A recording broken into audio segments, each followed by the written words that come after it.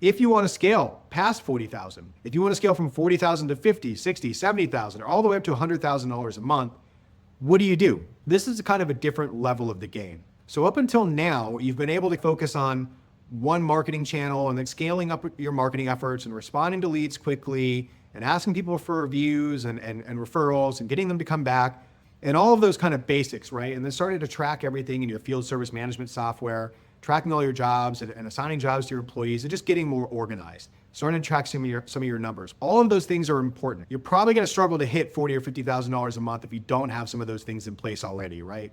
So if you're at this point and you're struggling, make sure that you have all of those other things that we've already talked about. Make sure you have that stuff in place. If you don't have some of that stuff in place yet, go back and put it in place. Now's the time to put it in place. Because as you try to scale from $40,000 a month up to, let's say, $100,000 a month, you're going to need to get more and more organized, and you're also going to have to get more involved on your marketing and the sales side of things, especially. So at this point, on the marketing side of things, we're going to start to differentiate between marketing and sales activity. There's a reason these are two different departments in a lot of big companies. You'll see that some people work in the sales department and some people work in the marketing department. They're two different departments and they're two different functions. And at this stage with your cleaning business, this is when you're going to have to learn the difference and start to put it in place in your business. So if you've been doing marketing up until this point, in order to bring in your customers, you've been marketing in neighborhood groups, social media, maybe using paid ads on Google or Facebook or Yelp. If you've been marketing your way to $40,000 a month, this is the time for you to start to optimize those marketing channels to make sure that you're getting the best return on investment that you can from them. Also to diversify a little bit. Let's say you've only been running Google local services ads up until this point. It might be time to start looking at running Google ads as well, or maybe even Facebook ads, or maybe even Yelp ads. You want to diversify a little bit so that you're running your marketing in multiple places, right? Not just one channel. You're going to need more than one channel at this point in order to scale up. Now, on the sales side of things, you're going to need to start engaging in some actual sales activity to bring in new customers. And this is most likely going to apply to the commercial side of your business. So I hear a lot of cleaners talk about how they wish they had more commercial work, how they wish they could win more restaurant jobs or property management jobs or hotel jobs, whatever kind of commercial work it is that you wish you could land. Maybe it's office buildings, right? Maybe you want janitorial accounts. Whatever kind of commercial accounts you want to land, you're going to need to do some sales activity to go out and land those accounts. It's not as easy as running some ads on Google to bring in more commercial work. That doesn't really work very well. Instead, what you want to do is put together a list of prospects in your area that you'd like to go out and sell to.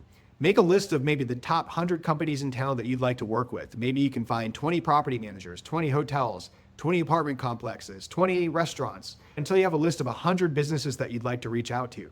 Then you're going to go out and actually do some sales activity to try to drum up business from those companies to try to get in the door to do an estimate. You might do some cold calling, you might do some cold emailing, you might just show up and knock on their door, right? And say, hey, I'm Ruben with ABC Cleaning. I'm the guy who's been calling you. I'm the guy who emails you. I'm here. If you want me to do an estimate, I'm in your part of town today. Just figured I'd drop by and see if you need me to measure the space out and leave a quote with you really quick. So this is the point at which you're really going to need to start to establish some sales activity in your business. Separate from your marketing, you're going to have to do both, right? And if you're the owner of your company and you have people out in the field doing the work and you're wondering to yourself, okay, what can I do? Or maybe you've been sitting pretty and thinking, man, I've got it made at this point, right? I don't have to go out and do the work anymore. I'm making 40 grand a month. My employees are busy. This is great. If you want to scale up to that next level, then this is the time to get off the couch, right? Get away from your desk, get out there and actually start doing some sales activity. You don't have to hire anybody to do this, by the way. You can pound the pavement yourself and really get this started. And I actually recommend that maybe you do that at first. I think a lot of owners, a lot of founders, people who started a cleaning company, they can go out and do their own sales and kind of figure out how the sales process should look before they hand it off to somebody else. It might actually be really helpful for you to go out and do this a little bit, just like it was helpful for you to go out into the field at first if you were in the field in your cleaning business. So go out and start this sales activity. A good tactic might be to get a list of emails that you want to start emailing and warm up an email address and then start emailing those addresses and saying, hey, it's Ruben at ABC Cleaning. We do commercial cleaning services in the Cincinnati area. Curious if you'd like to stop by and provide an estimate while I'm in your part of town later this week. Start sending emails out like that. You follow up with a call a couple of days later and you could show up to their door a couple of days after that.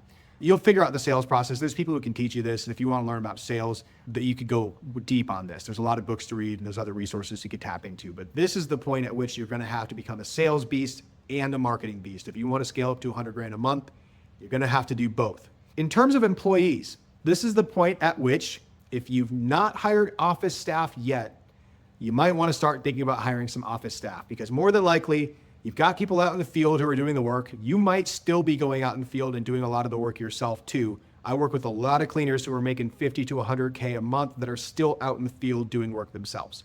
And if that's you, there's no shame in that game, man. Absolutely stay out there and keep hustling if you want to. But you're probably feeling the pinch back at the office where the phone's ringing off the hook. People are expecting commercial estimates, leads are pouring in from your website, and you're trying to get it all done, as well as just getting the day-to-day work done of making sure your books are up to date, your CRM's up to date, all of your invoices are collected, people aren't getting too behind, commercial accounts aren't getting behind on paying you. All that stuff's got to be taken care of, right?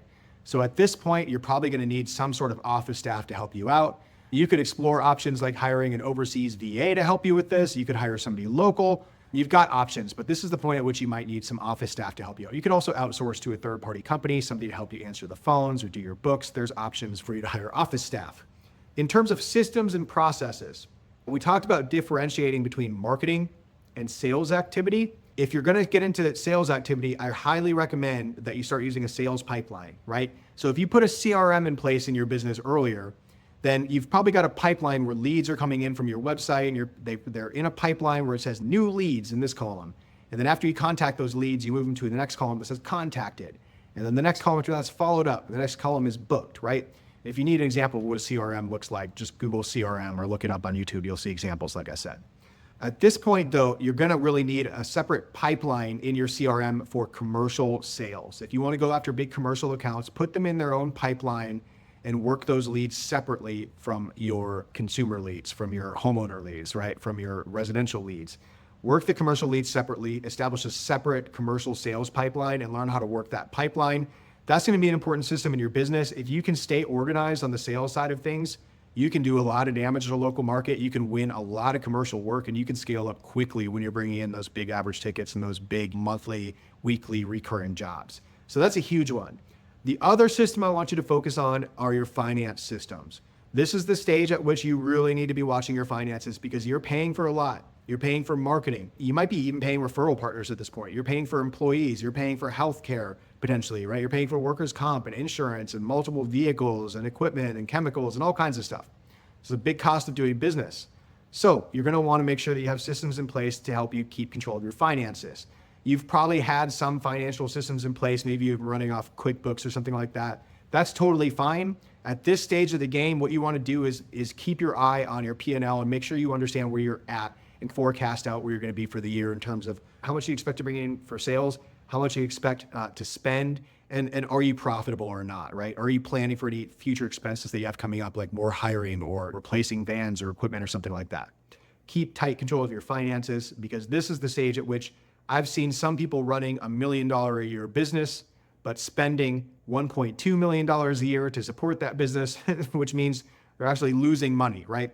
So you don't want to be in that position. Keep tight control of your finances and make sure you have some kind of a system in place and that you're actually watching it and keeping your numbers up to date so you know where you stand on your finances. Nobody likes a big scary tax bill, or nobody likes being put out of business because of cash flow issues. So make sure you keep control of your finances. The best advice I have for you to move from $40,000 a month all the way up to $100,000 a month, more sales, more marketing. You could potentially add more services into your business too. This is a great idea. If you've made your way to $40,000 a month offering one major service, let's say you're a carpet cleaner, maybe you do some upholstery or tile grout cleaning too, but by and large, you're a carpet cleaner.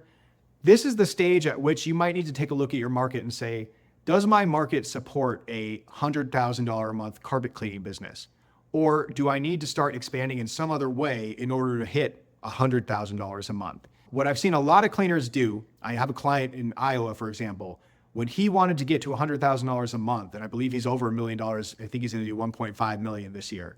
The way he went from $40,000 a month or less all the way up to $100,000 by actually adding services. He actually expanded by adding services. So he went from doing carpet cleaning to also doing window cleaning to also doing air duct cleaning, pressure washing. He's added these additional services, and that's helped him build up his revenue to the point that he's doing over $1 million a year.